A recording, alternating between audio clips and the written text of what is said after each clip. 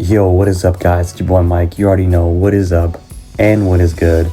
And in today's video, we're going to be talking about this Cavs-Pacers series. I think this series will go one of two ways. It's either going to be ugly for the Pacers or an evenly matched battle, with the Pacers showing some fight and making it a competitive series going 6 or 7 games. Since the calendar year, these are two of the top 4 teams, so this matchup will be pretty electric to watch. You got the Cavs with the 35-14 record, and then the Pacers just half a game behind with a 34-14 record. The Pacers have to contain three-point shooting. The Cavs have a plethora of three-point shooters. They got DeAndre Hunter, Max Strus, Darius Garland, Dean Wade, Sam Merrill, Donovan Mitchell. I mean, basically their entire team is full of shooters, so the Pacers must contain the three-point line.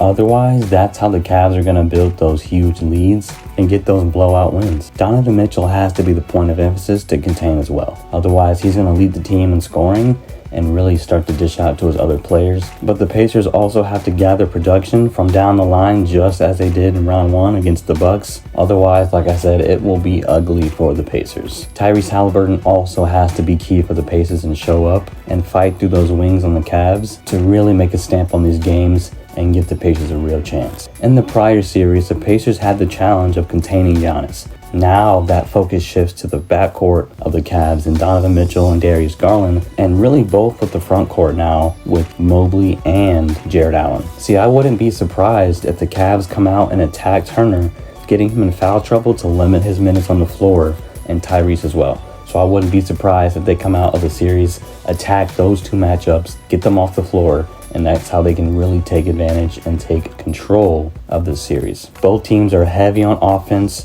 These are the number 1 and 2 teams in three-point percentage and field goal percentage in the postseason so far, with the Cavs having the upper hand at number 1 and the Pacers at number 2. These are also teams number 1 and 2 in assists, with the Pacers actually in the upper hand. Teams number 1 and 3 in points per game, with the Cavs in the upper hand. Steals with the Cavs in the upper hand. And fast break points also with the Cavs in the upper hand. These are also 2 of the top 3 teams in the lowest turnover percentage, so taking care of the ball will also be key for these teams as well. But not only taking care of the ball and limiting turnovers on their end, but also creating turnovers and getting on those fast break points, because the Pacers are also one of those fast break teams you got to watch out for too. The Cavs defense is elite with those 2 monsters down low and Mobley and Allen, so the Pacers really have to match up on both ends if they want to stand a chance in this series. The Cavs also have home court advantage, which will really be on the Cavs side going into the series. And that's why my final prediction for this series is Cavs in 6. Do I want the Pacers to win this series? I do.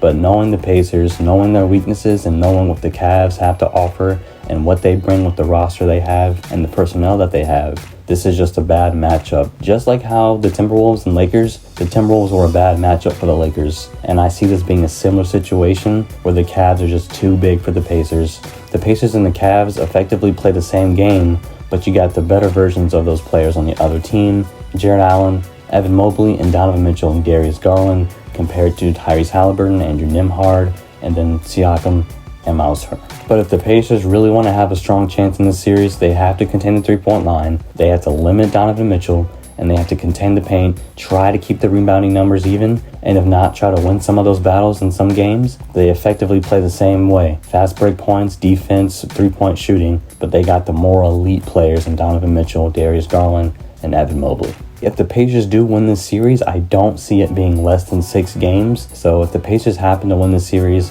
I think it's in 6 or 7 games.